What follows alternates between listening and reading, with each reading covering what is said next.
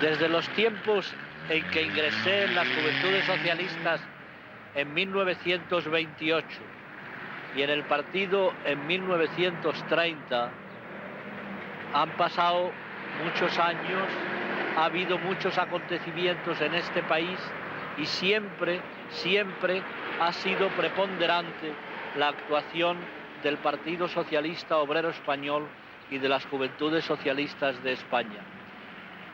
Una anécdota de la guerra que puede tener una cierta gracia es que en el verano de 1938, siendo yo comisario del Estado Mayor del Ejército de Extremadura, estuvimos cercados por las tropas enemigas, hubo una gran cantidad de prisioneros y nos dejaron, porque en realidad nos dejaron salir a unos pocos, y yo salí con ellos y salí el último, no porque fuera más valiente que los demás, sino porque era más chico y corría menos. Me quisieron proponer para la medalla del valor y me negué rotundamente porque no podía aceptar la medalla del valor el día que había tenido más miedo en mi vida. Luego, a la salida, en el año 43, me escapé de una colonia penitenciaria de 2 hermanas y los portugueses me detuvieron y me devolvieron a España. Y hubo una anécdota simpática en la policía portuguesa, cuando me estaban fichando, un policía le dice al otro, «É un pouco calvo». Y yo le dije, «O brigadiño». Y el policía dice, «¿Por qué, o brigadiño?» Digo, «Por eso de un pouco». Estas anécdotas es las que hacen que se pase uno no se acuerda más que de las cosas agradables, porque si estuviera pensando permanentemente en toda la serie de calamidades, en todas las cosas tristes, en todas las persecuciones, en todas las torturas, no se podría vivir. Por eso yo siempre digo que, en definitiva, el ser socialista permite ser optimista permanentemente, porque se está seguro de que al final se llega a la Moncloa.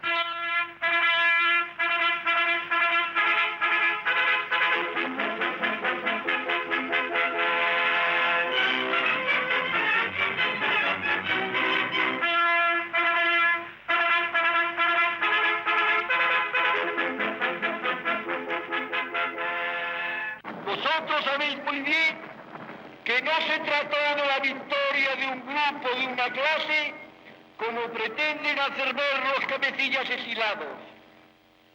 Nuestros ejércitos fueron compuestos, como vuestra propia naturaleza acusa, por la nación en armas, con sus estudiantes, trabajadores y campesinos.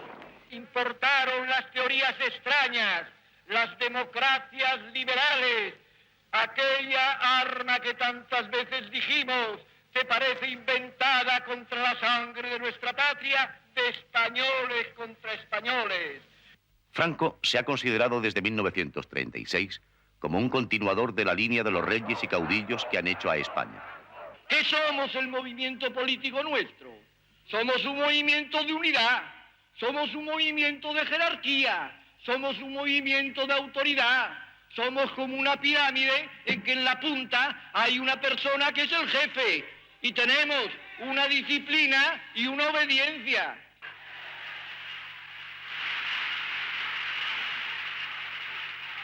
Bien es verdad que las realidades de España, cuya raíz está en la pluralidad de nuestro pueblo, su tradición histórica y su consiguiente misión intransferible, son todavía incomprendidas y hostilizadas por los representantes de la vieja política liberal que vienen extinguiéndose progresivamente sin pena ni gloria. Aquí me tendréis con la misma firmeza que años atrás, el tiempo que Dios quiera pueda seguir sirviendo con eficacia los destinos de la patria. ¡Arriba España!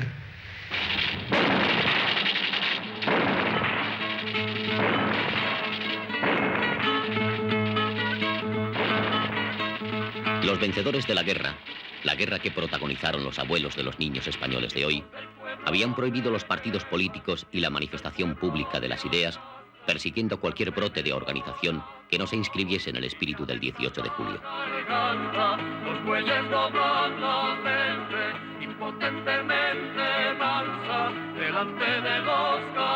Miles y miles de gentes son presentados como agitadores al servicio de ocultos poderes perturbadores del orden y la paz y enemigos de la patria. Otros, para poder mantener con dignidad su condición de españoles, sufrieron los rigores del exilio y de las cárceles. Desde el 1 de abril de 1939, ya en el mismo puerto de Alicante, inmediatamente después en el campo de los Almendros en Albatera, empezó a reconstruirse el Partido Socialista Obrero Español en general. Ya lo había sido en algunas de las cárceles de Bilbao o de Asturias que se perdieron en el año 37, y allí también empezó a reconstruirse el partido. Ya en el año 37 y concretamente el 20 de junio, día después de la ocupación del ejército franquista de Bilbao, de ahí se inicia la organización clandestina de nuestro partido. Si primeramente empezó con esa ayuda, seguidamente se crearon ya en el seno de la prisión de la Reinaga, denominada entonces en Bilbao, unos comités que tenían la misma fisonomía que tenían la Federación Socialista Vizcaína, con la denominación de agrupaciones locales. En Asturias, el día 21 de octubre del año 37, fueron los últimos disparos que se dieron. Y nosotros, al quedar apartados de toda comunicación con los superiores, pues decidimos lanzarnos al monte para salvar nuestras vidas.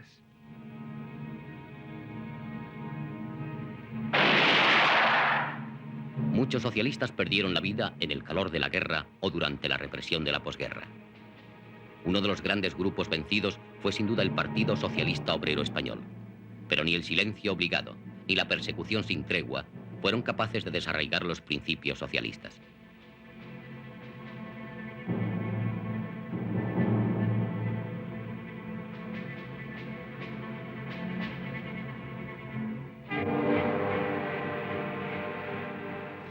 En este canal, que todavía en Sevilla lo llaman el Canal de los Presos, trabajaron muchos presos venidos de todas partes de España que venían aquí a cumplir aquella invención del padre Pérez del Pulgar de la redención de penas por el trabajo. Había presos condenados a reclusión perpetua, a 20 años, a 12 años, que luego iban saliendo según les reducían las condenas y se iban siendo incorporados otros muchos.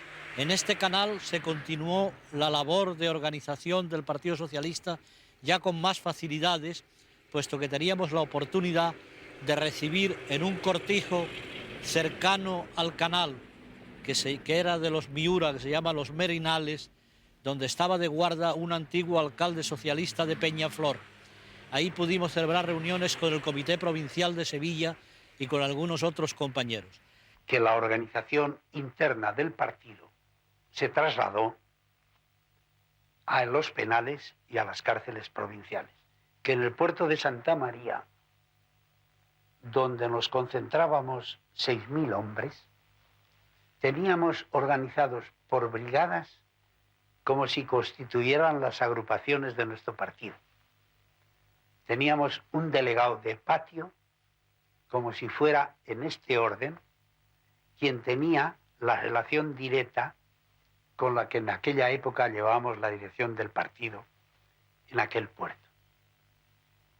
Yo lo que sí puedo alegrarme y decir con gran satisfacción que a pesar de haber cargado con 14 años de condena por haber sido presidente de una agrupación socialista que tenía en su seno, y asómbrense los que puedan oír, en aquella época del año 40, 3.000 hombres, cargué con 14 años de condena porque hubo alguien que no estuvo en nuestras filas que denunció lo que en aquella época llevábamos adelante.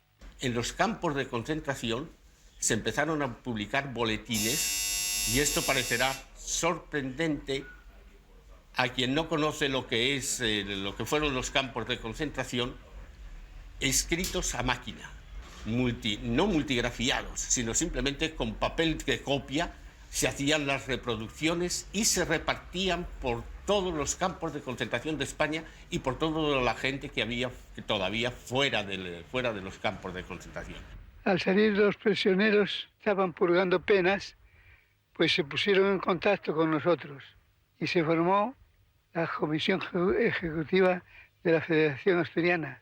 Bueno, yo en el año 40 pues vine de un batallón de trabajadores y enseguida pues me mandó un fugado que se llamaba Luis, llamaban Luis el del Canto.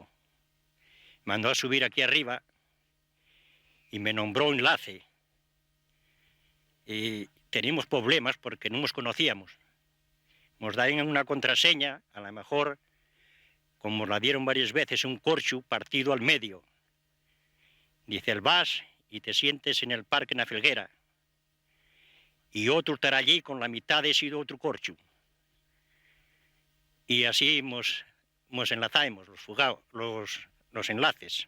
El año 1940, cuando en ocasión de la ejecución por sentencia de muerte dictada por los tribunales franquistas contra el presidente del Partido Socialista Obrero Español, a la sazón José Gómez Osorio, y contra el miembro de la ejecutiva que presidía Gómez Osorio, Ricardo Zabalza, recibimos mandato de estos dos hombres para constituir la primera comisión ejecutiva en la clandestinidad.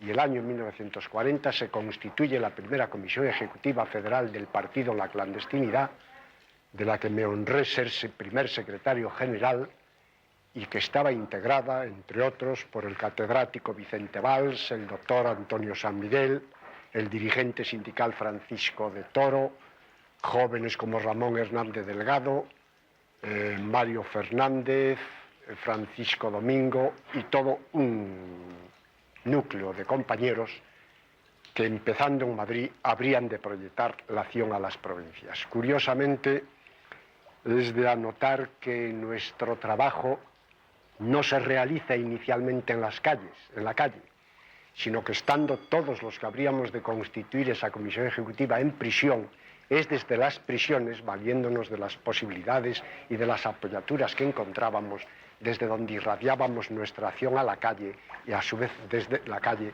a las prisiones, de manera que coordinando la acción pudiera ir estructurándose la función clandestina del partido. Porque a nosotros nos fue facilísimo reorganizar nuestro partido donde quiera que estuviéramos, en Palencia, en Burgos, en Huelva, en Badajoz, en Cádiz o en Bilbao, porque estábamos acostumbrados a pensar por nuestra cuenta y no teníamos necesidad de esperar a que nos vinieran consignas desde fuera.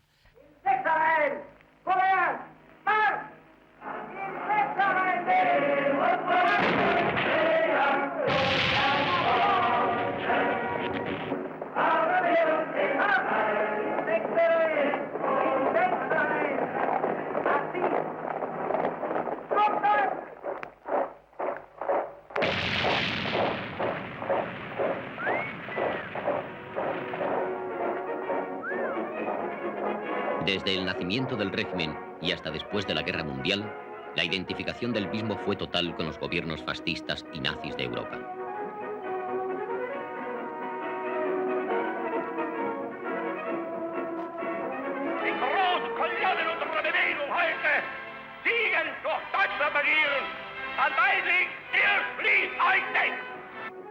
Gritad conmigo, ¡arriba España!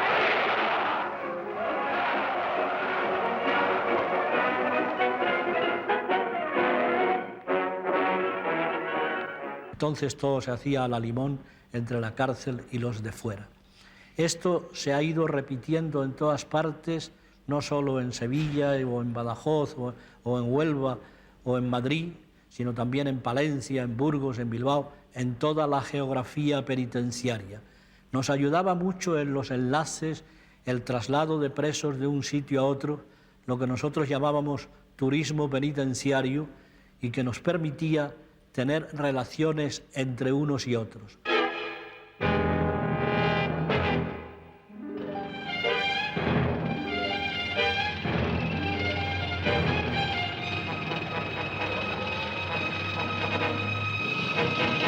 En 1942 existían alrededor de 300 comités de cárceles, coordinados entre sí, englobados en lo que se llamaba Movimiento Socialista, que agrupaba a los presos del PSOE, la UGT y las Juventudes Socialistas.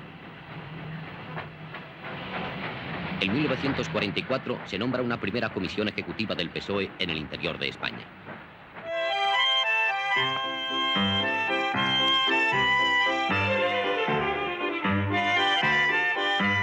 Pese a todas las dificultades y los peligros imaginables, los socialistas hicieron serios progresos organizativos durante los años que transcurrieron hasta el final de la Segunda Guerra Mundial. Esta fue muy intensa, atendiendo a tres objetivos fundamentales que eran los posibles entonces. De un lado, la información; de un lado, el más fundamental, el apoyo a las familias y a los compañeros que pudieran verse necesitados de apoyos y ayudas para eludir la represión y la persecución; y de otro lado, pues, la orientación oportuna entre toda la familia socialista. Pero la derrota de los fascismos no produjo los efectos esperados por la oposición al franquismo. La nueva situación benefició a los núcleos del exilio, especialmente a los afincados en Francia. Sin embargo, en España se recrudeció la represión hasta el extremo de llegar a desbaratar en poco tiempo buena parte de los esfuerzos organizativos de los años anteriores. El primer ministro británico, Mr. Churchill, anuncia oficialmente el final de la guerra en Europa. Su discurso es escuchado por una enorme multitud que se congrega en los alrededores del Parlamento y en el centro de Londres para conmemorar el Día de la Victoria Aliada. En los alrededores del Palacio de Buckingham, la multitud espera la aparición de sus reyes. La familia real corresponde desde el balcón a los vivas y a las incesantes expresiones de adhesión de su pueblo.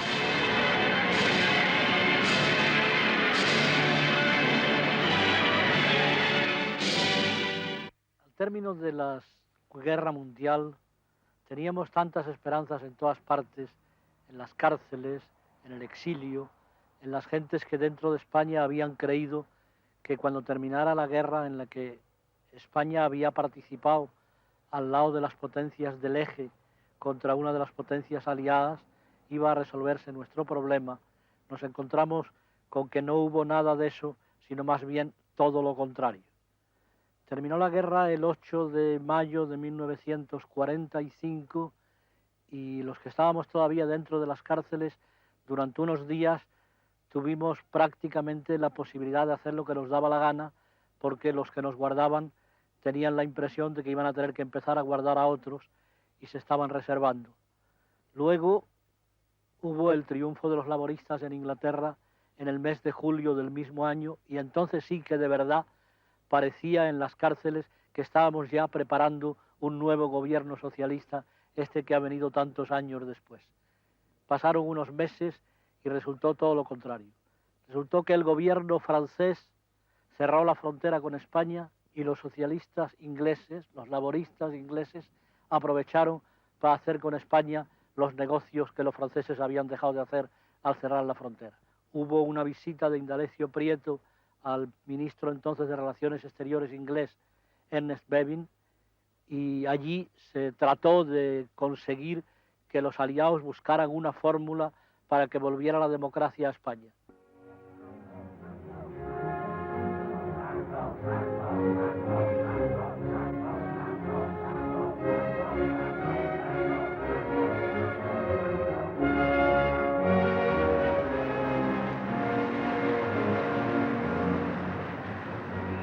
En 1945, la dirección del Partido Socialista señala la existencia de 40 federaciones provinciales en toda España. Esta comisión ejecutiva, que instituye el semanario El Socialista, que se publica, que hace trabajos de propaganda intensos, que conecta con todas las provincias españolas, constituyendo en cada una de ellas el núcleo necesario de apoyo a la acción nacional clandestina del partido, desarrolla una labor intensa. En febrero de 1945 cae la primera comisión ejecutiva del PSOE. Un año después, condenaban a muerte a todos sus integrantes: Gómez Ejido, Valls, San Miguel, de Toro, Sócrates Gómez, Mario Fernández, Díez Menéndez y Enrique Melero. Esta ejecutiva fue encarcelada, lo fueron también a nivel nacional en todas las provincias, La acción policíaca fue muy intensa y muy extensa, y porque así lo teníamos previsto, a la ejecutiva, de la que era presidente Juan Gómez Ejido y secretario general yo mismo, sucedió inmediatamente de nuestra caída la que habría de dirigir Eduardo Villegas, y así sucesivamente en todos los periodos en que se producían caídas y represiones, teníamos previstos y articulados los medios para ser sustituidos inmediatamente. Esta comisión ejecutiva fue objeto de un proceso que tuvo mucha trascendencia, no solo en nuestro país, sino en Europa y diría que en el mundo, que estuvo atenta al seguimiento del mismo, recibió apoyaturas internacionales, sobre todo a nivel de los medios de comunicación social, como las radios, la prensa, los partidos socialistas de Europa, que realizaron campañas de una importancia extraordinaria en torno al proceso, incluso con un mitin en el Velódromo de París en vísperas de la celebración del Consejo de Guerra, y a ese Consejo de Guerra concurrimos el día 23 de febrero de 1946 con una solicitud de penas graves, entre ellas las de 3 de muerte, que tenemos la seguridad plena de que si no fueron ejecutadas, lo fue en virtud de que meses antes había terminado la Guerra Mundial, las condiciones ambientales eran distintas y eso debió de pesar en el ánimo del gobierno franquista para que no fuéramos ejecutados aquellos a quienes se nos pidió la pena capital. La huelga del 1 de mayo de 1947 en el País Vasco concluyó con la detención de 4.000 trabajadores. Y fue la primera huelga de masas que hubo en el franquismo. Fue una huelga pues tremendamente secundada, que supuso la movilización de decenas de miles de trabajadores, que paralizó toda la margen izquierda del Nervión y que fue seguida de una represión que se puede calificar como sañuda. Hubo unos 4.000 detenidos y consiguientemente hubo una fuerte movilización por parte tanto de la Guardia Civil como de la Policía Armada, y en aquel entonces, como digo, supuso sobre todo la manifestación clara de una capacidad de movilización del movimiento obrero. Yo creo que históricamente va a ser una huelga que se puede extraer conclusiones, y que allí en aquel entonces, bueno, hubo una participación de una organización que era mayoritaria como la Unión General de Trabajadores y del Partido Socialista Obrero Español. Era una huelga que estaba en principio declarada para un día, el 1 de mayo, que fue una huelga tremendamente política, pero como siempre la represión, la miopía del entonces gobernador civil hizo que una huelga que estaba dirigida para ir a un día solo, pues durara, yo creo que aproximadamente unos 16 o 17 días. Consiguientemente creo que eso lo que hizo es entusiasmar a los trabajadores, no solamente de Vizcaya, sino de toda Euskadi y de toda España, viendo que era posible la movilización y consiguientemente que la situación de dictadura, bueno, pues tenía solución y que se podían recuperar las libertades democráticas.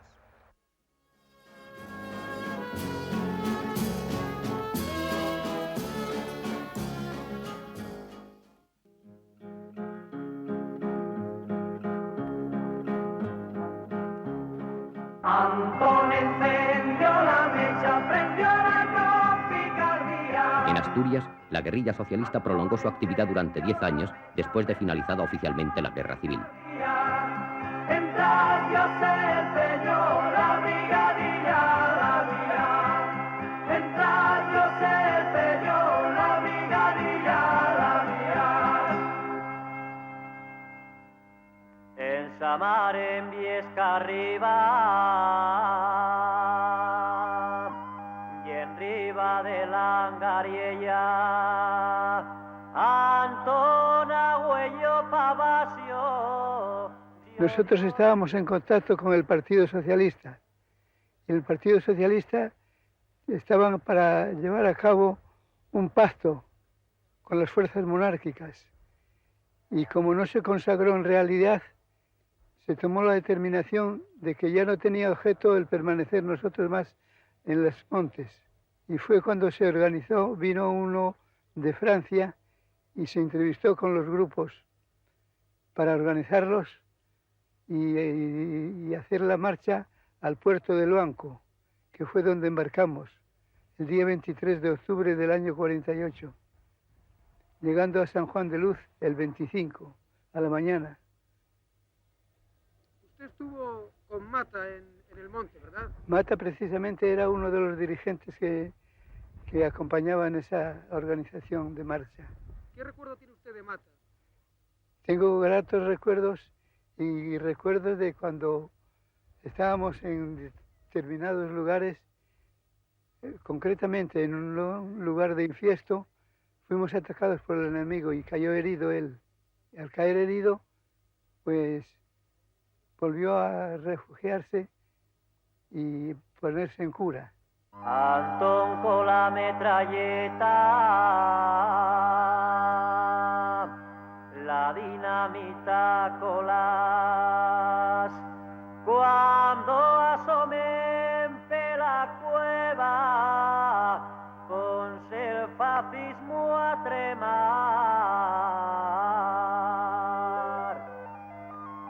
Antón encendió la mecha, prendió la picardía. Antón encendió la mecha, prendió la. Las condiciones en el interior eran cada vez más difíciles para la oposición. En Asturias tuvo lugar un hecho especialmente dramático. El 21 de mayo de 1948, 28 militantes del PSOE son arrojados al interior de un pozo. Una explosión provocada acaba con sus vidas. Bueno, yo vi a la brigadilla en Barredos, con una camada de compañeros. Unos eran de aquí de Barredos, otros eran de la Guardia Carrocera. Después iban recogiendo más. Según oí que iban recogiéndolos o de día o de noche. Al trabajo fueron a buscarlos también. Y me parece que fueron 28 los que tiraron aquí. El pozo tendría unos 50 o 60 metros de profundidad. Y pues nada, yo estuve 2 días sin ir a casa hasta que me pude enlazar con un guerrillero de aquí. Y me dijeron que esa cuadrilla que no sabían nada de mí. Y entonces regresé a casa. Bueno, pues aquí descubrióse que estaban tirados aquí en el pozo porque había un vaquero aquí, que está cerca de la cabaña, y vino a recoger los vaques y sintió clamar ahí en el pozo. Y entonces él, que pidió una cuerda, que soltaran una cuerda para ver si se podían subir. Y entonces él se acercó y dijo al otro compañero, no hace falta que nos tires las cuerdas porque tenemos los brazos rotos, rompiéramos los brazos. Y entonces el señor ese pues marchó para casa, echóse en la cama, no se levantó más, murió. Y después, claro, empezó aquí a feder, a oler mal. Y entonces vinieron con unos bidones de gasolina y tiraron unos bombes de humo, de fuego, para prender la gasolina. Y se vienen llamas desde Tiraña y todos esos pueblos, se vienen llamas. Y este techo que estaba aquí quemó. Techo que se amuscó entero se amuscó. Y claro, fue cuando se enteramos que eran 28 porque fueron los que faltaron de aquella. En aquellos días, aquella redada que cogieron fueron 28. Socialistas todos, pertenecían todos a la UGT, todos compañeros nuestros.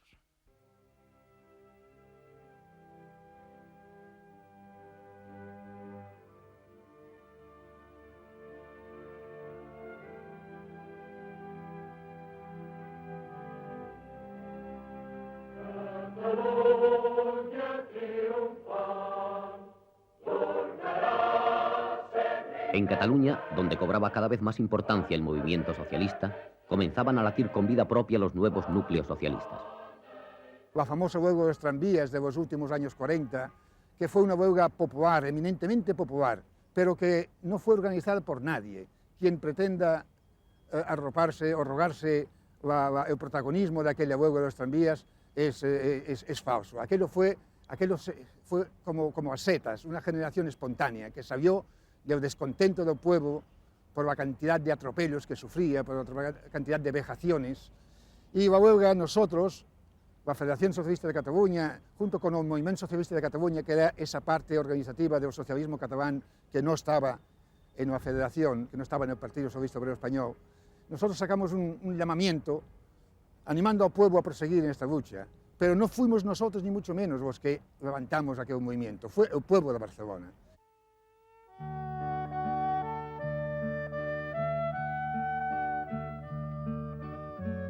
Rodolfo Llopis, que desde 1944 asumía la Secretaría General del PSOE en el exilio, señaló en el transcurso de uno de los congresos celebrados en Toulouse: nuestro partido ha de ser lo que ha sido siempre, un partido de hombres libres que piensen con su cabeza y no con cabeza ajena.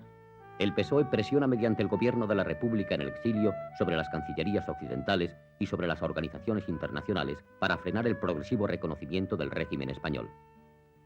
Que culminaría en algo trascendental y que pudo tener una gran proyección política en el futuro inmediato, que es el de la constitución de la llamada Alianza Nacional de Fuerzas Democráticas, en la que estábamos inmersos el Partido Socialista Obrero Español, la Unión General de Trabajadores, la Confederación Nacional del Trabajo y todos los grupos y sectores del republicanismo español.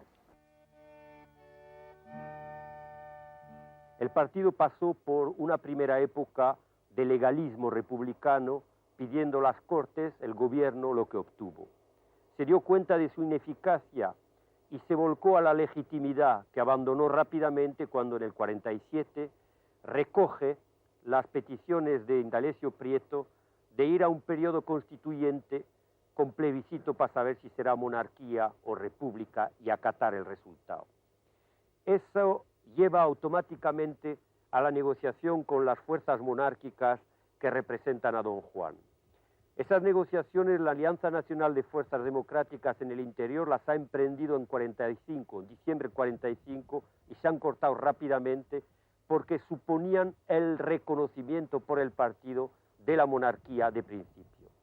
Después, Trifón Gómez, desde el gobierno republicano dirigido por Llopis, las llevó también sin éxito. Y por fin la Comisión Especial de Indalecio Prieto las llevó hasta la consecución del Pacto de San Juan de Luz con Gil Robles y la Confederación de Fuerzas Monárquicas. Era un episodio que murió rápidamente, porque el pacto nació cuando las Naciones Unidas ya no querían resolver el problema español, cuando también don Juan se entrevistaba con el general Franco para asegurar a largo plazo el restablecimiento de la monarquía en España.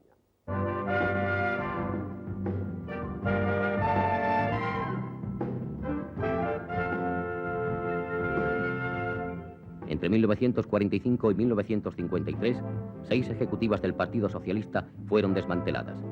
En la última de las operaciones policiales, con medio centenar de encartados, el presidente de la Comisión Ejecutiva, Tomás Centeno Sierra, moría en los sótanos de la Dirección General de Seguridad.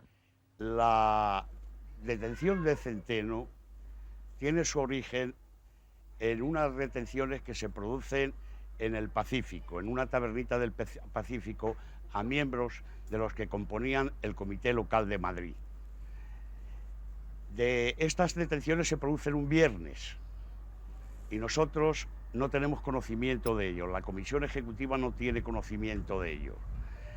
Y había una cita establecida para el domingo siguiente en el Café de San Isidro, en la calle de Toledo, a la que tenía que asistir uno de los miembros de la Comisión Ejecutiva, Rafael Gil.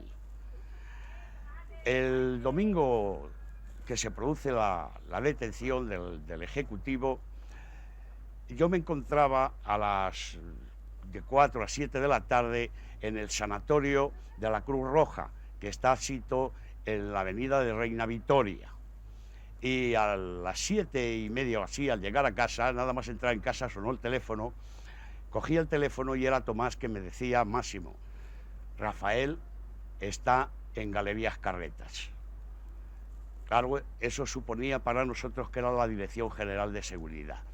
Inmediatamente le dije: bueno, mira, yo me traslado ahora mismo al estanco de Cercadillo, que era un compañero que había cogido un estanquito pequeñito que había a la entrada de la Paseo Reina Victoria en su barriendo. Y allí nos reunimos en un pequeño cuartito que había detrás del mostrador.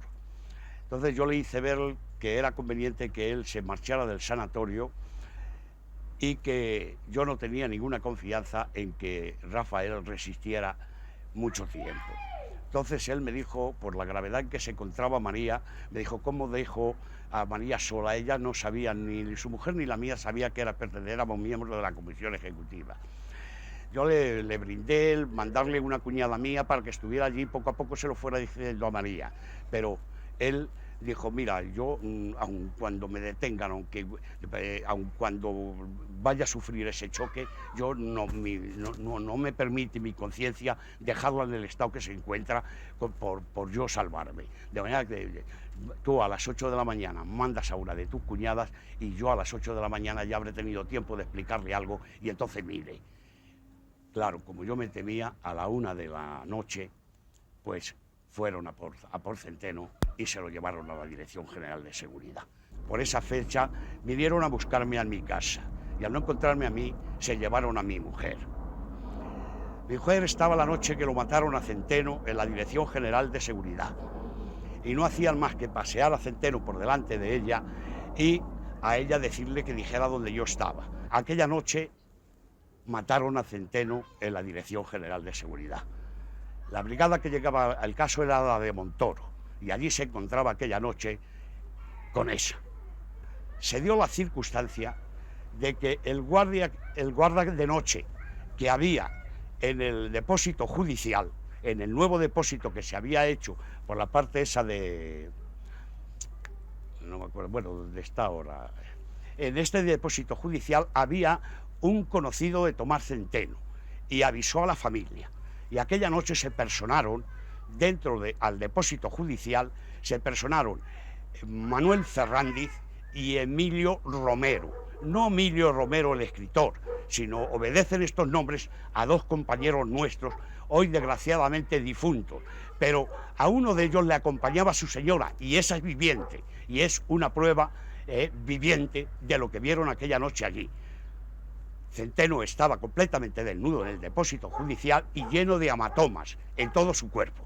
Pero al trasladarle al depósito del cementerio, también los compañeros que había del partido y de la UGT que trabajaban dentro del cementerio avisaron a la familia y pudieron ver en las mismas condiciones que se encontraba. Se dijo que se había suicidado, pero la realidad es que fue producto de los malos tratos lo que originó la muerte de Centeno. Aquella noche había estado mi mujer en la Dirección General de Seguridad y a las 10 de la noche estaba sin ningún síntoma de nada, que fue cuando a ella la pusieron en libertad. Y al día siguiente publicaron los periódicos una nota diciendo que una banda de facinerosos había sido detenida, daban el nombre de él y que por entender que había habido una malversación de fondos, se había quitado la vida cortándose las arterias de los brazos con un fleje de la cama de la Dirección General de Seguridad. Así encubrieron lo que para mí fue un asesinato, el hecho de la muerte de Centeno.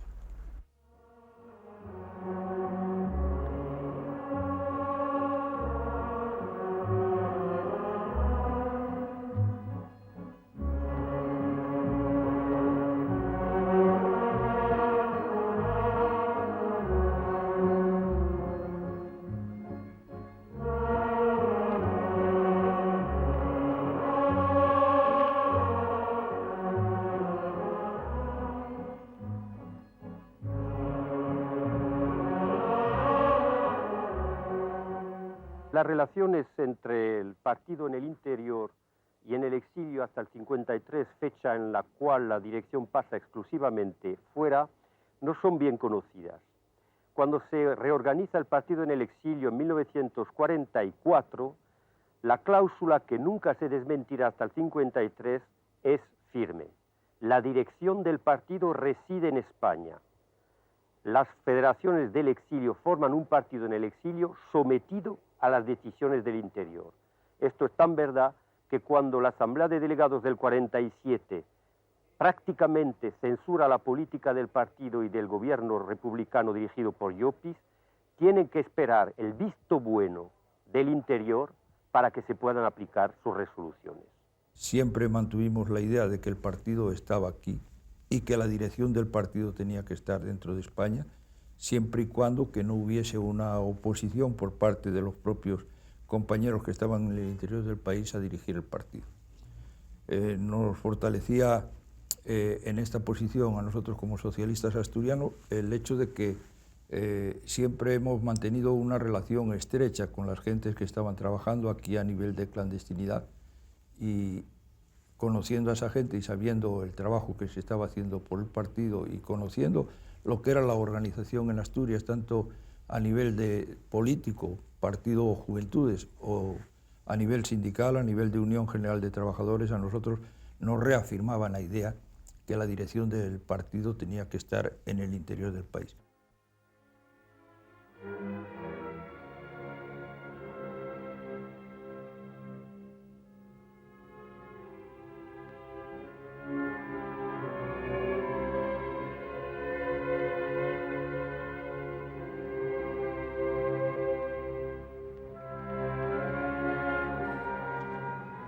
En este cine de un nombre tan simbólico, l'espoir, la esperanza, que ha hecho posible que el Partido Socialista Obrero Español y la Unión General de Trabajadores hayan atravesado todos los años ominosos con la seguridad absoluta de que iban a culminar en un gobierno homogéneo socialista como el que hay hoy en nuestro país, se han celebrado la mayor parte de los congresos del Partido Socialista Obrero Español y de la Unión General de Trabajadores. En esas gradas y en esa presidencia han estado hombres como Indalecio Prieto, Andrés Saborí, Manuel Muiño, Pascual Tobás, Miguel Calzada, una cantidad de compañeros que muchos de ellos han desaparecido, otros como Miguel Calzada todavía está ahí, manteniendo viva en él y en sus hijos la llama de lo que ha sido el socialismo para todos nosotros. Esto que ha sido verdaderamente la vida del partido durante 40 años, está aquí todavía.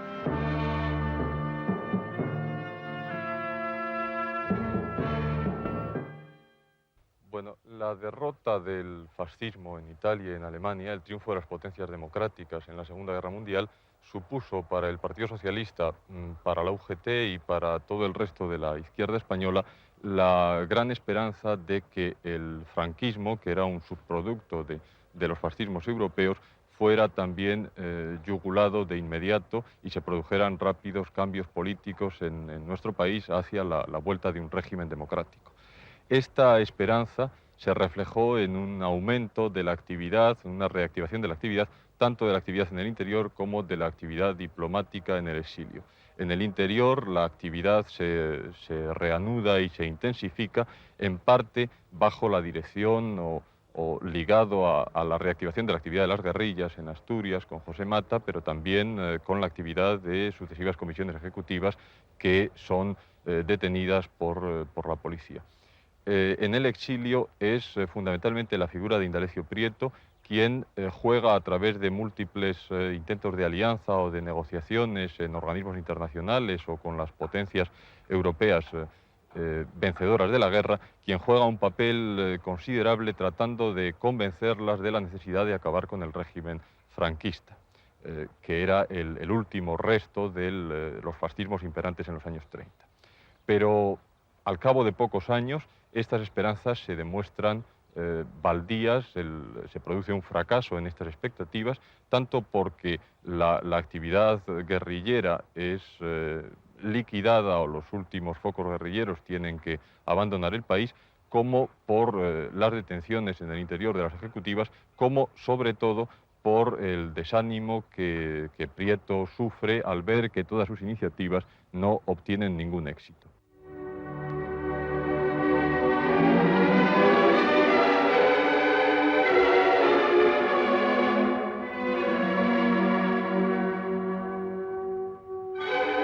Toda Barcelona se suma a la magna procesión eucarística presidida por el legado de su santidad y a la que asisten su excelencia el jefe del Estado español, el gobierno y el presidente de las Cortes. En una carroza luce la custodia de la Catedral de Toledo, portadora del Santísimo. Su eminencia ocupa un faldistorio revestido de terciopelo rojo. Pasada la euforia del final de la Guerra Mundial, cuando se pretendía, se pensaba, se tenía casi la absoluta seguridad de que las cosas iban a cambiar en nuestro país, hubo unos años verdaderamente angustiosos, de espera, de una salida que no se veía venir, y ya en los años 51 al 52 ya empezó a haber algunos movimientos estudiantiles que culminaron en el año 56 con las manifestaciones en este mismo patio de la Universidad de San Bernardo, en las que participaron muchos que hoy son altos dirigentes de esta universidad, como su propio rector, y muchos que son hoy profesores en esta universidad. Aquel movimiento estudiantil iba acompañado de un movimiento de juventudes socialistas y de juventudes de otros partidos, pero fundamentalmente de los jóvenes socialistas, que agrupados en la agrupación socialista universitaria contribuyeron a que la labor del partido fuera aún más fecunda, aún más constructiva, y que se pudiera ya ver que un poco más tarde se iba a convertir en la salida del túnel de 40 años ominosos. La agrupación socialista universitaria fue algo así como una generación espontánea de socialistas. Éramos jóvenes, éramos estudiantes, no teníamos casi ninguno de nosotros contacto de ningún género con la organización oficial del PSOE, que tenía entonces su dirección desde el año 52 en el exilio, pero sí, dada la importancia de las ideas socialistas, a través de los libros de aquellos que entonces malamente podíamos leer, y en algunos casos, muy contados casos, por tradición oral de las familias, quisimos un grupo unirnos para fomentar esas ideas socialistas. No se trataba de un grupo teórico, queríamos expandir esas ideas, hacer proselitismo, luchar por ellas y también combatir por la libertad y lo que nos parecía entonces que era necesario, la dignidad de España y el cambio de régimen. Estuvimos trabajando algún tiempo, éramos ingenuos, éramos pocos, las dificultades eran grandes, acabamos muchos en la cárcel, luego en el exilio, porque eso sí, no cejábamos, éramos tercos, y aunque hoy, con una perspectiva de un cuarto de siglo, parece difícil que tuviésemos tanta fe, lo cierto es que estábamos convencidos, y lo curioso es que el tiempo nos ha dado la razón, que algún día estas ideas socialistas tendrían una gran fuerza en España. Pero pronto iban a cobrar vida nuevos grupos socialistas en el interior. En 1956, al calor de la protesta estudiantil que tuvo su máxima expresión en los sucesos de febrero, se creó la ASU, Asociación Socialista Universitaria, inicialmente ajena al PSOE. La ASU nacía mirando al futuro y abierta a una dinámica de lucha política más imaginativa y ágil que la sugerida desde Toulouse. Entre sus fundadores se contaban Ramón Moliner, Francisco Bustelo, Gabriel Tortella y Carlos Zayas, a los que posteriormente se unieron Luis Gómez Llorente y Miguel Boyer, de las Juventudes Socialistas, con lo que quedaba establecido el puente Asociación Socialista Universitaria PSOE. La ASU aceptaba la posibilidad de pacto con los comunistas. Esta actividad preocupaba a la dirección del PSOE, que siguió con atención el desarrollo de esta organización, en cuyas filas militaban hijos de conocidos prohombres del franquismo. En la segunda mitad de los 50, cuando Ramón Rubial sale de la cárcel, comienza la reorganización del partido. Uno de los hombres claves de aquel periodo es Antonio Amat, que recorre con el consejo y bajo la dirección de Ramón Rubial, y también por su propia iniciativa, toda España, reorganizando las agrupaciones, poniéndose en contacto con los universitarios, con los intelectuales, con los trabajadores. El año 1958 cae Antonio Amat con 50 socialistas, entre ellos Joan Raventós y Luis Martín Santos, que cuando murió el año 64 era el autor de Tiempo de Silencio y miembro de la Comisión Ejecutiva, y posteriormente es Ramón Rubial el que asume la dirección del partido en el interior, en la que nosotros, los vascos, tuvimos una actuación importante en colaboración con los asturianos. Yo recuerdo haber viajado por toda España hasta Madrid, junto con Nicolás Redondo, reorganizando, animando, impulsando los grupos socialistas. Yo creo que si algún mérito hemos tenido en Asturias, ha sido precisamente debido a esta lucha que se llevó en los pequeños pueblos, donde ya bastante cansados de aguantar la tortura a que nos sometía la dictadura, en pequeños locales como por ejemplo mi taller de zapatería y en otros muchos, conseguimos que jóvenes se interesasen por el socialismo, y uno de los pueblos que yo creo que más ha contribuido a esto ha sido precisamente Barredos, en Asturias.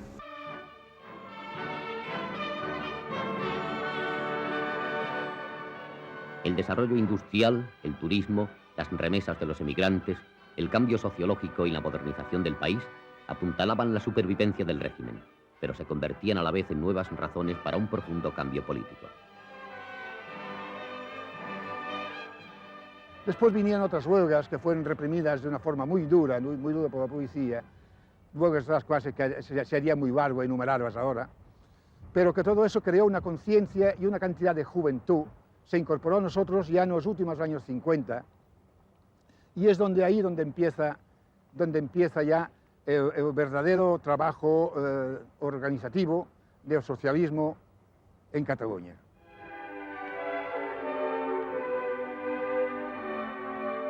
En Madrid, la agrupación, que era muy importante, se robusteció de manera espectacular con la incorporación a las tareas del partido de numerosos jóvenes.